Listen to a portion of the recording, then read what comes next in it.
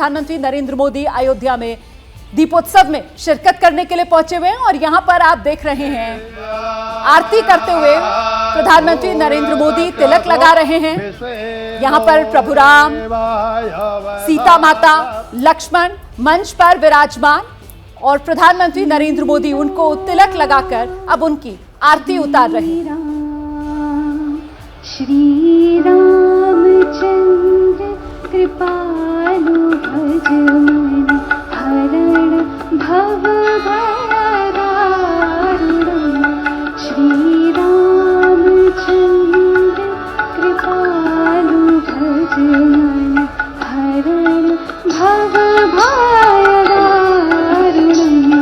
नव कंज लोचन कंज मुख कंज पद कंजारुणं। श्री राम।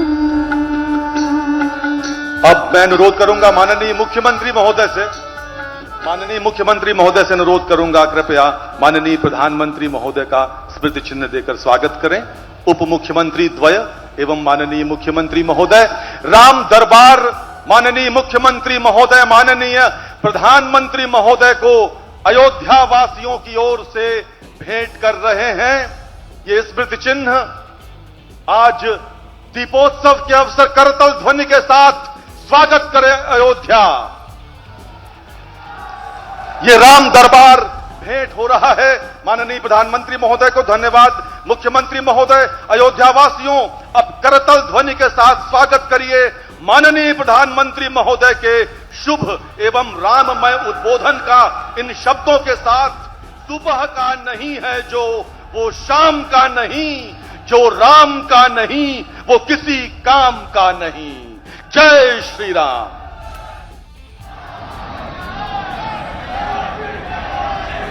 जय सिया राम। जय जय सिया राम। कार्यक्रम में उपस्थित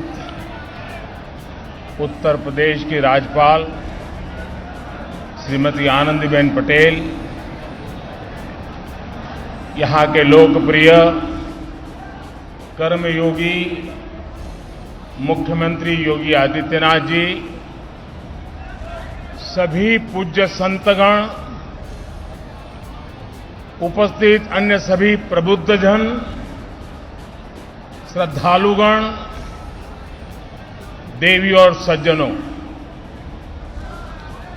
श्री राम लला के दर्शन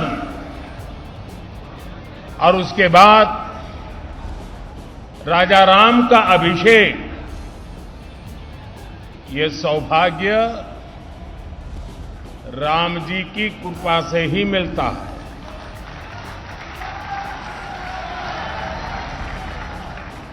जब श्री राम का अभिषेक होता है तो हमारे भीतर भगवान राम के आदर्श और मूल्य और दृढ़ हो जाते हैं। राम के अभिषेक के साथ ही उनका दिखाया पथ और प्रदीप्त हो उठता है। अयोध्या की तो रज रज में, कण कण में उनका दर्शन समाहित है। आज अयोध्या की रामलीलाओं के माध्यम से,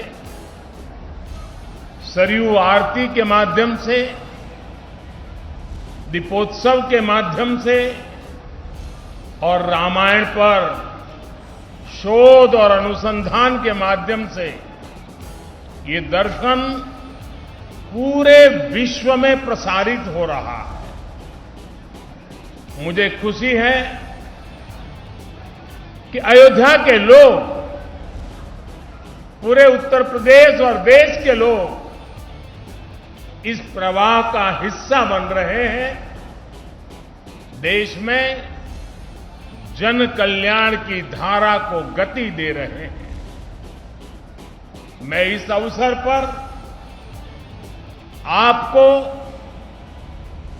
देशवासियों को और विश्व भर में फैले हुए राम भक्तों को भी हार्दिक बधाई देता हूं। मैं प्रभु श्री राम की पावन जन्मभूमि से सभी देशवासियों को आज छोटी दीपावली के पर्व पर कल के दीपावली की भी हार्दिक शुभकामनाएं देता हूं। साथियों, इस बार दीपावली एक ऐसे समय में आई है जब हमने कुछ समय पहले ही आजादी के 75 वर्ष पूरे किए हैं।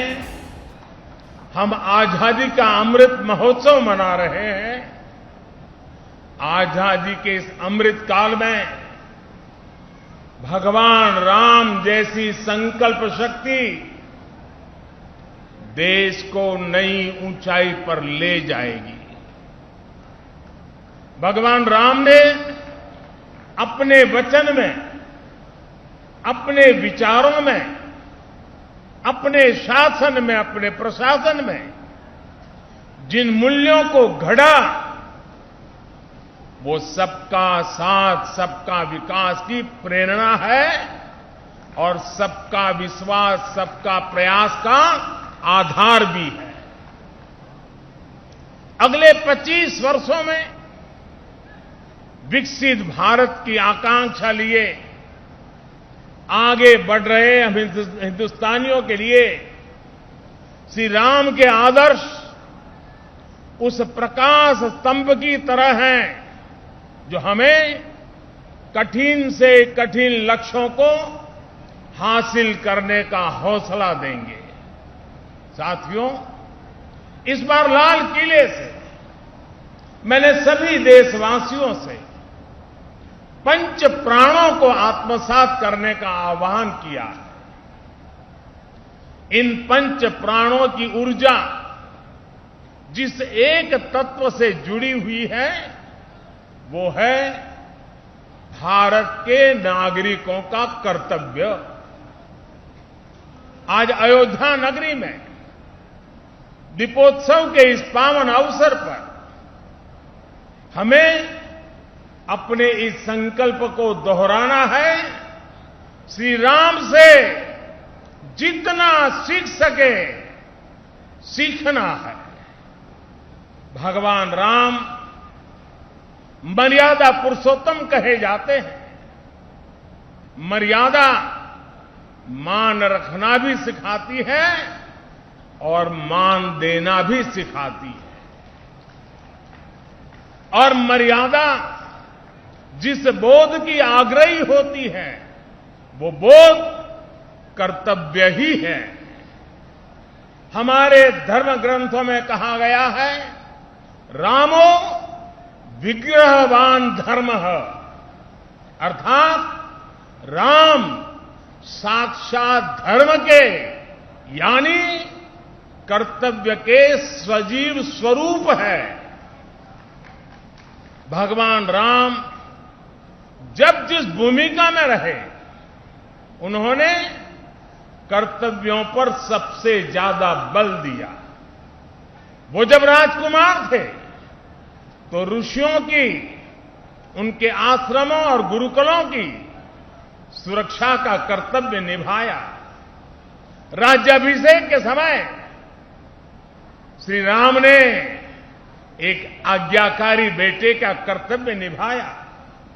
उन्होंने पिता और परिवार के वचनों को प्राथमिकता देते हुए राज्य के त्याग को, वन जाने को अपना कर्तव्य समझ करके स्वीकार किया। वो वन में होते हैं तो वनवासियों को गले लगाते हैं, आश्रमों में जाते हैं तो मां सबरी का आशीर्वाद लेते हैं। वो सबको साथ लेकर लंका पर विजय प्राप्त करते हैं और जब सिंहासन पर बैठते हैं तो वन के वही सब साथी राम के साथ खड़े होते हैं, क्योंकि राम किसी को पीछे नहीं छोड़ते। राम कर्तव्य भावना से मुख नहीं मोड़ते। इसलिए राम भारत की उस भावना के प्रतीक है जो मानती है कि हमारे अधिकार हमारे कर्तव्यों से स्वयं सिद्ध हो जाते हैं।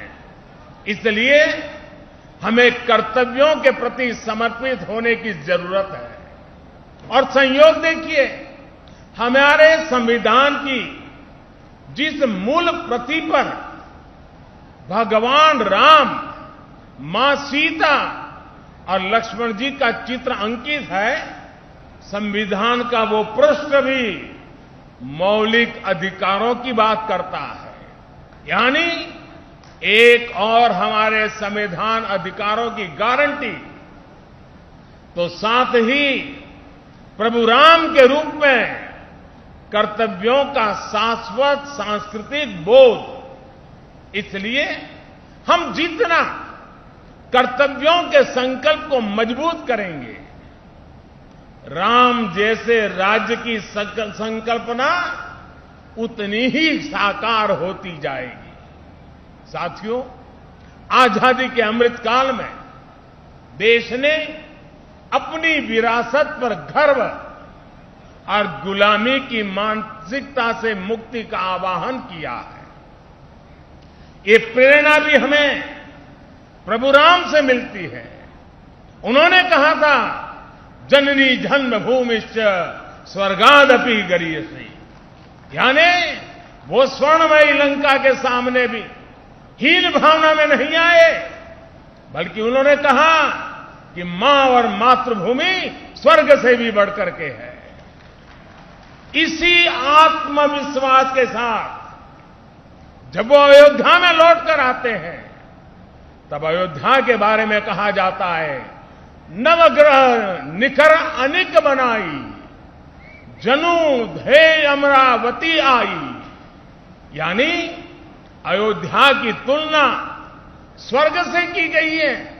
इसलिए भाइयों और बहनों, जब राष्ट्र निर्माण का संकल्प होता है, नागरिकों में देश के लिए सेवा भाव होता है, तो भी और तभी राष्ट्र विकास की असीम ऊंचाइयों को छूता है। एक समय था जब राम के बारे में, हमारी संस्कृति और सभ्यता के बारे में बात करने तक से बचा जाता था। इसी देश में राम के अस्तित्व पर प्रश्न चिन्ह लगाए जाते थे। उसका परिणाम क्या हुआ? हमारे धार्मिक सांस्कृतिक स्थान और नगर पीछे छूटते चले गए। हम यही अयोध्या के रामघाट पर आते थे तो दुर्दशा देखकर मन दुखी हो जाता था। काशी की तंगहाली, वो गंदगी और वो गलियां परेशान कर देती थी। जिन स्थानों को हम अपनी पहचान का, अपने अस्तित्व का प्रतीक मानते थे, जब वही बदहाल थे तो देश के उत्थान का मनोबल अपने आप टूट जाता था। साथियों, बीते 8 वर्षों में देश ने हीन भावना की इन बेड़ियों को तोड़ा है। हमने भारत के तीर्थों के विकास की एक समग्र सोच को सामने रखा है। हमने राम मंदिर और काशी विश्वनाथ धाम से लेकर केदारनाथ और महाकाल महालोक तक घनघोर उपेक्षा के शिकार हमारी आस्था के स्थानों के गौरव को पुनर्जीवित किया है। एक समग्र प्रयास कैसे समग्र विकास का जरिया बन जाता है, आज देश इसका साक्षी है। आज अयोध्या के विकास के लिए हजारों करोड़ रुपए की नई योजनाएं शुरू की गई हैं। सड़कों का विकास हो रहा है, चौराहों और घाटों का सौंदर्यीकरण हो रहा है, नए इंफ्रास्ट्रक्चर बन रहे हैं। यानी अयोध्या का विकास नए आयाम छू रहा है। अयोध्या रेलवे स्टेशन के साथ साथ वर्ल्ड क्लास एयरपोर्ट का निर्माण भी किया जाएगा। यानी कनेक्टिविटी और अंतर्राष्ट्रीय पर्यटन का लाभ इस पूरे क्षेत्र को मिलेगा। अयोध्या के विकास के साथ साथ रामायण सर्किट के विकास पर भी काम चल रहा है। यानी अयोध्या से जो विकास अभियान शुरू हुआ उसका विस्तार आसपास के पूरे क्षेत्र में होगा। साथियों, इस सांस्कृतिक विकास के कई सामाजिक और अंतर्राष्ट्रीय आयाम भी हैं। श्रृंगवेरपुर धाम में निषाद राज पार्क का निर्माण किया जा रहा है। यहां भगवान राम और निषाद राज की 51 फीट ऊंची कांच से प्रतिमा बनाई जा रही है। ये प्रतिमा रामायण के उस सर्व समावेशी संदेश को भी जन जन तक पहुंचाएगी जो हमें समानता और समरसता के लिए संकल्पबद्ध करता है। इसी तरह अयोध्या में ट्विन होम मेमोरियल पार्क का निर्माण किया गया है। ये पार्क भारत और दक्षिण कोरिया अंतर्राष्ट्रीय संबंधों को प्रगाढ़ बनाने के लिए दोनों देशों के सांस्कृतिक रिश्तों को मजबूत करने का एक माध्यम बनेगा। अब कल्पना कर सकते हैं इस विकास से, पर्यटन की इतनी संभावनाओं से युवाओं के लिए रोजगार के कितने अवसर पैदा होंगे। सरकार ने जो रामायण एक्सप्रेस ट्रेन चलाई है वो स्पिरिचुअल टूरिज्म की दिशा में एक बेहतरीन शुरुआत है। आज देश में 4 धाम प्रोजेक्ट हो, बुद्ध सर्किट हो या प्रसाद योजना के तहत चल रहे विकास कार्य हो, हमारा यह सांस्कृतिक उत्कर्ष नए भारत के समग्र उत्थान का श्री गणेश है। साथियों, आज अयोध्या नगरी से मेरा पूरे देश के लोगों के लिए एक प्रार्थना भी है, एक नम्र निवेदन भी है। अयोध्या भारत की महान सांस्कृतिक विरासत का प्रतिबिंब है। राम अयोध्या के राजकुमार थे, लेकिन आराध्य वो पूरे देश के हैं। उनकी प्रेरणा, उनकी तप तपस्या, उनका दिखाया मार्ग हर देशवासी के लिए है। भगवान राम के आदर्शों पर चलना हम सभी भारतीयों का कर्तव्य है। उनके आदर्शों को हमें निरंतर जीना है, जीवन में उतारना है और इस आदर्श पथ पर चलते हुए अयोध्या वासियों पर दोहरा दायित्व है। आपकी डबल रिस्पॉन्सिबिलिटी है मेरे अयोध्या के भाइयों बहनों। वो दिन दूर नहीं जब विश्व भर से यहां आने वालों की संख्या अनेक गुना बढ़ जाएगी। जहां कण कण में राम व्याप्त हो, वहां का जन जन कैसा हो, वहां के लोगों का मन कैसा हो, ये भी उतना ही अहम है। जैसे राम जी ने सबको अपनापन दिया, वैसे ही अयोध्या वासियों को यहां आने वाले प्रत्येक व्यक्ति का स्वागत अपनत्व से करना है। अयोध्या की पहचान कर्तव्य नगरी के तौर पर भी बननी चाहिए। अयोध्या सबसे स्वच्छ नगरी हो, यहां के रास्ते चौड़े हो, सुंदरता अप्रतिम हो, इसके लिए योगी जी और उनकी सरकार दीर्घ दृष्टि के साथ अनेक प्रकल्पों को आगे बढ़ा रही है, प्रयास कर रही है। लेकिन इस प्रयास में अयोध्या के लोगों का साथ और बढ़ जाएगा तो अयोध्या जी की दिव्यता भी और निखर जाएगी। मैं चाहूंगा कि जब भी नागरिक मर्यादा की बात हो, नागरिक अनुशासन की बात हो, अयोध्या के लोगों का नाम सबसे आगे आए। मैं अयोध्या की पुण्य भूमि पर प्रभु श्री राम से यही कामना करता हूं कि देश के जन जन की कर्तव्य शक्ति से भारत का सामर्थ्य शिखर तक पहुंचे। नए भारत का हमारा स्वप्न मानवता के कल्याण का माध्यम बने। इसी कामना के साथ मैं अपनी बात समाप्त करता हूं। एक बार फिर सभी देशवासियों को दीपावली की बहुत बहुत बधाई देता हूं। आप सभी को बहुत बहुत धन्यवाद। बोलो सियावर रामचंद्र की, सियावर रामचंद्र की, सियावर रामचंद्र की। धन्यवाद जी।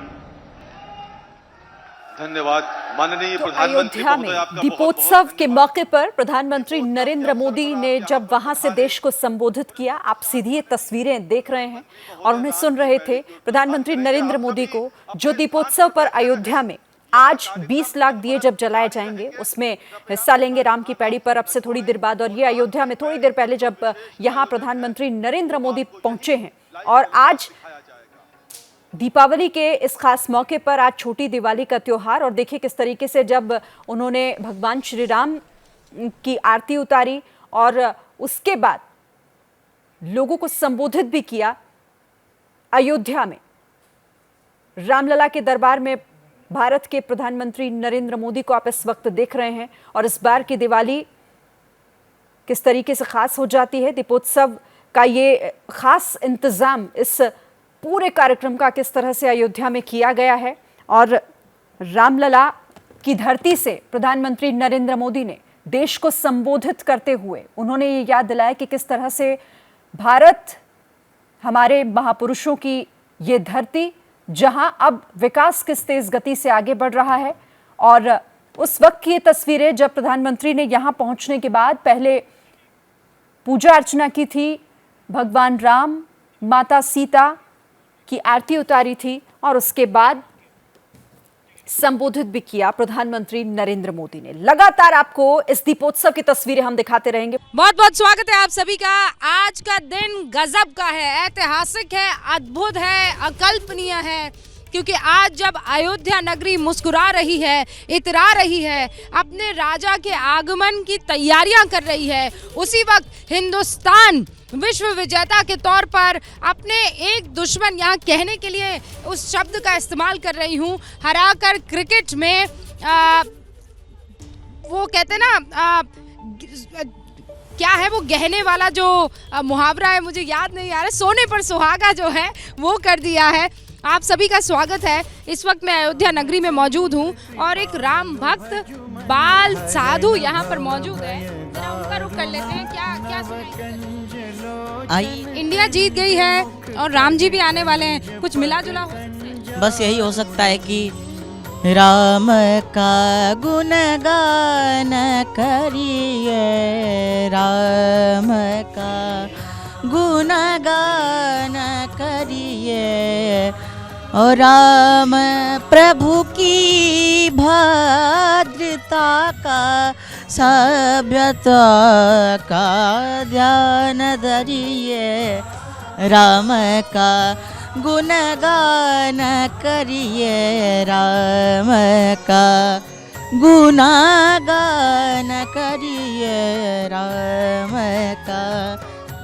का गुणगान करिए, सभ्यता को याद कीजिए। और वही याद करने का यादगार लम्हा इस वक्त आप देख सकते हैं स्क्रीन पर, जहां पर 17 लाख के करीब द्वीप जो है वो प्रज्वलित हो चुके हैं। अभी प्रधानमंत्री नरेंद्र मोदी सरयू जाएंगे, वहां पर आरती होगी और उसके बाद दीपोत्सव का जो है वो शुभारंभ हो जाएगा। आप कहाँ से आई हैं? बनारस।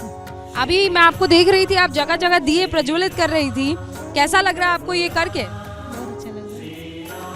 आप कहाँ से? अच्छा, आप तो शादी वाराणसी से। कैसा लग रहा है? बहुत अच्छा लग रहा है। आप लोगों ने प्लान किया कि दीपावली घर पे नहीं मनाएंगे, इस बार यहाँ मनाएंगे? अपनी दीपावली घर पे ही मनाएंगे, कल हम लौट जाएंगे, लेकिन छोटी दीपावली यहाँ मनाने का प्लान था।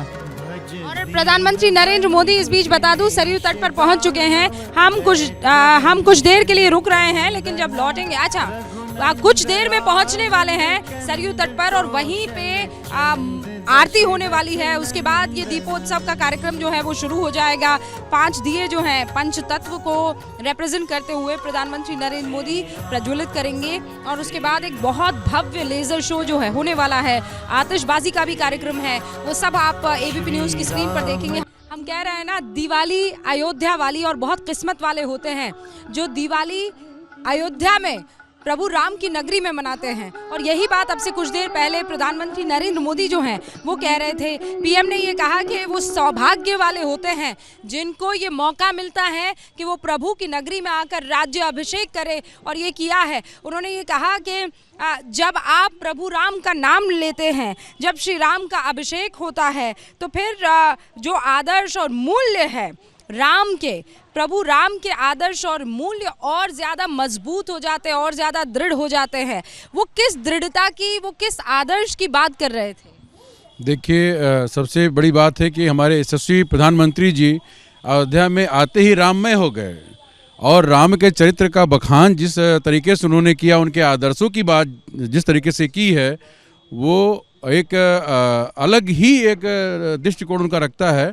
और मैं पूरे भारतवासियों को पहली चीज़ तो भारत के जो जीत हुई है T20 वर्ल्ड कप में बधाई देना चाहता हूं, और टीम इंडिया भी बधाई का पात्र है। अच्छा, ये बड़ा अद्भुत सहयोग था। हम यहाँ बातचीत कर रहे थे, सारे महानुभाव जो है वो यहाँ पर मंच पर विराजमान थे, हम लोग चर्चा कर रहे थे, और अचानक रोमाना मेरी सहयोगी जो हैं उनकी आवाज़ हमें सुनाई पड़ती हैं, और वो ये कहती हैं कि भारत T20 जीत गया, पाकिस्तान को हरा दिया। और उसके बाद आप देखिए यहाँ का जो नज़ारा था, अभिषेक मेरे सहयोगी ने वो तस्वीरें पहुँचाई थी जब ढोल नगाड़े जो है वो बज रहे थे। लेकिन आज एक बहुत महत्वपूर्ण चीज़ थी, वो ये थी कि जय सिया राम का उद्घोष दिखाई और सुनाई पड़ रहा था। बार बार ये आरोप लगते रहे कि जय श्री राम नहीं, जय सीताराम, जय सिया राम। वो चीज़ तो आज प्रधानमंत्री नरेंद्र मोदी कहते और करते नजर भी आए। जी जी बिल्कुल, अभी तक जय श्री राम तो कहते थे लोग, लेकिन आज प्रधानमंत्री ने जय सिया राम कहा।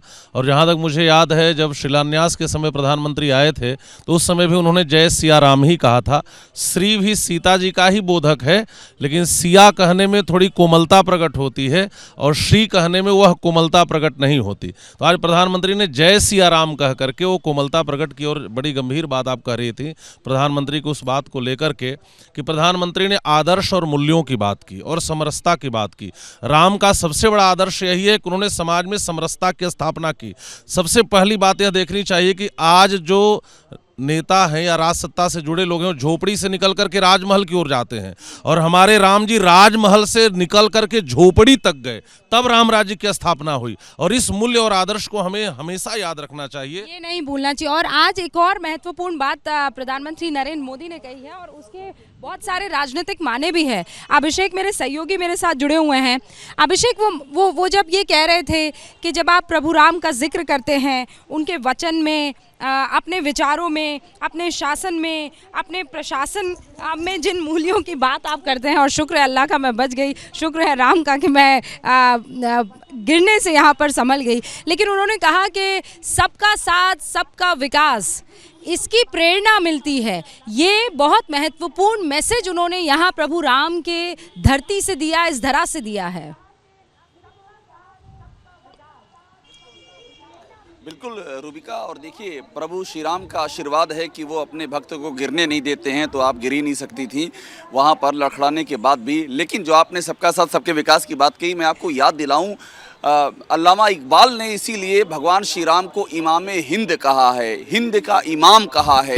और सबका साथ सबका विकास भगवान श्री राम के राम राज्य की परिकल्पना का मूल था, वो उसका आधार था, जिसमें ये कहा गया है कि परहित सरिस धर्म नहीं भाई, पर पीड़ा सम नहीं अधिमाई।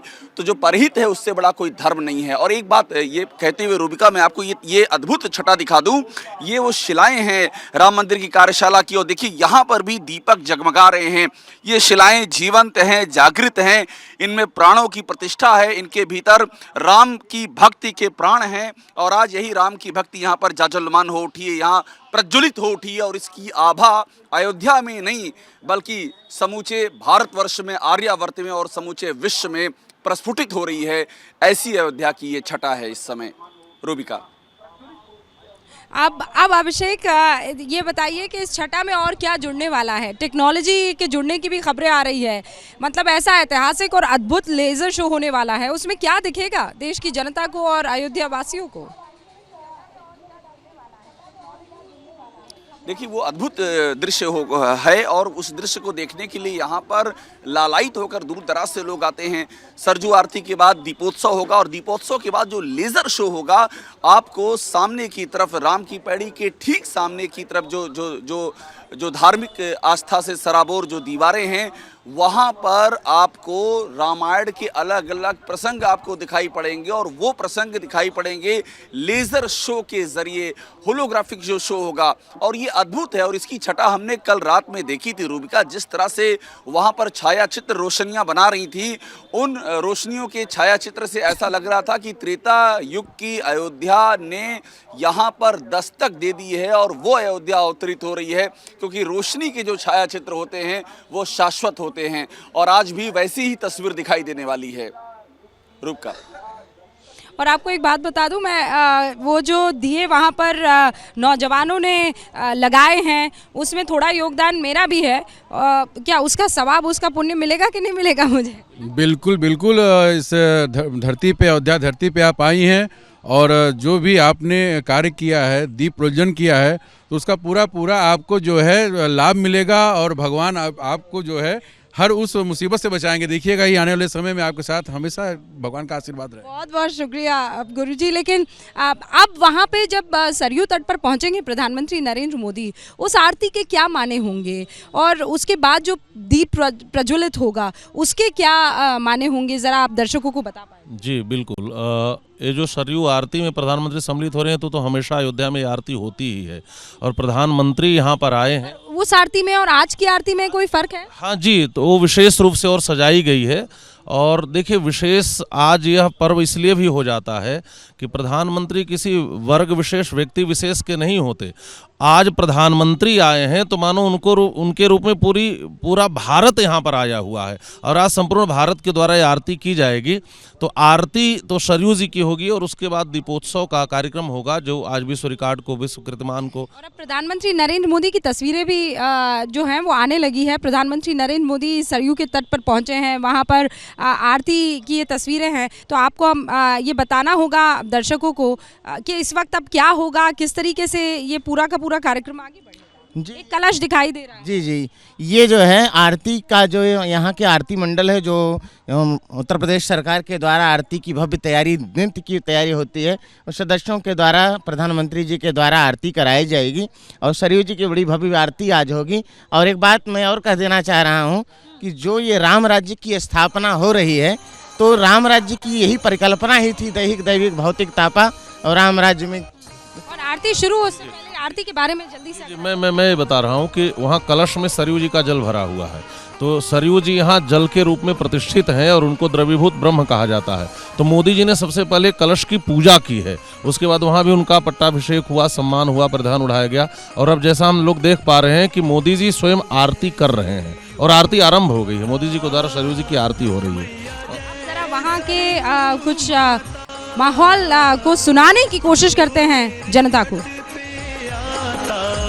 जो तेरे तट पे आता, भव से तर जाता, ओम जय सरयू माता, ओम जय सरयू माता, मैया जय सरयू माता,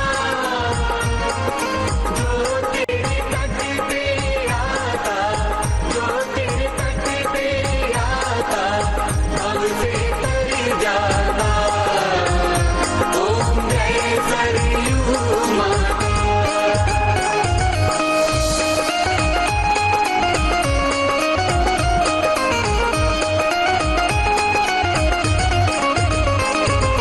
तेरे निर्मल पावन जल में जो नहाता, जल में जो नहाता,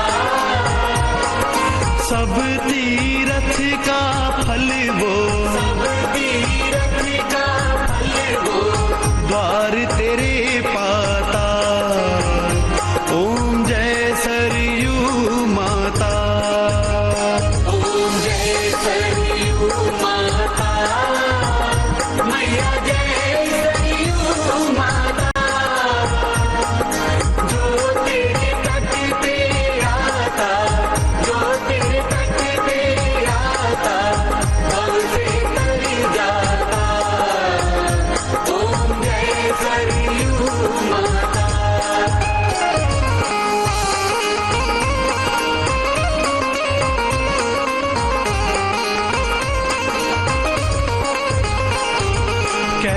से अयोध्यापुरी में प्रकट हुई माता,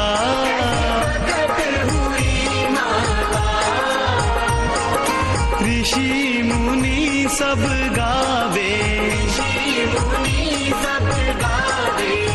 माँ तेरी गाथा। ओम जय सरयू माता, ओम जय सरयू माता, मैया जय सरयू माता।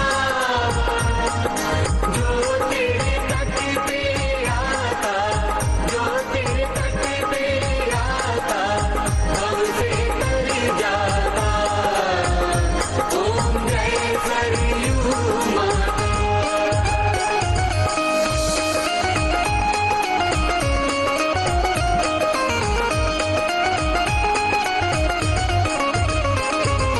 ब्रह्मा जी के तप से विष्णु हर्षाए, विष्णु हर्षाए।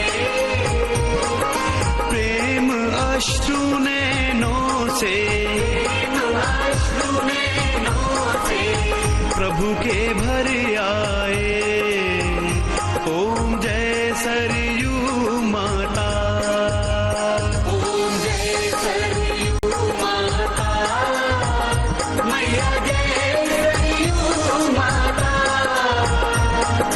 जो तेरे तट पे आता, जो तेरे तट पे आता, भव से तर जाता। ओम जय सरयू माता।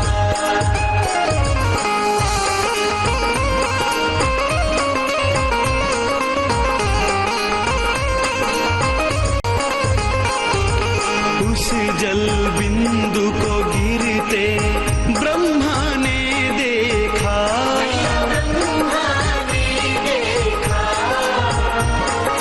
अपने कमंडल में फिर, अपने कमंडल में फिर बूंदों को रोका।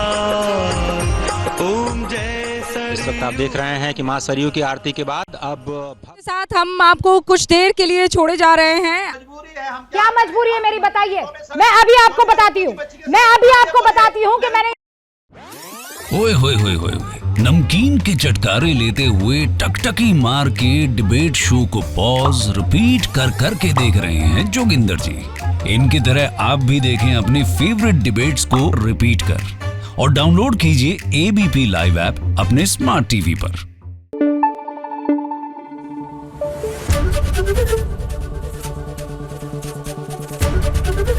एबीपी न्यूज आपको रखे आगे।